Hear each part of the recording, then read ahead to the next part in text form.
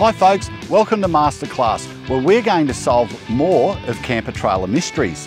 One of the most asked questions we get is, what are the extra poles in my pole kit? Well, this is what they're for. You can actually turn any of your window shades that have an eyelet in the bottom into an awning.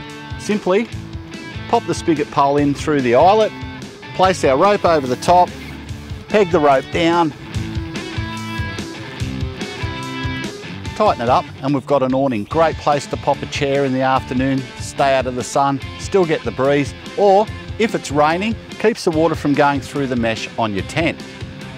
Another mystery solved by MDC Masterclass. For more great videos like this, get across to our website and follow us on Facebook.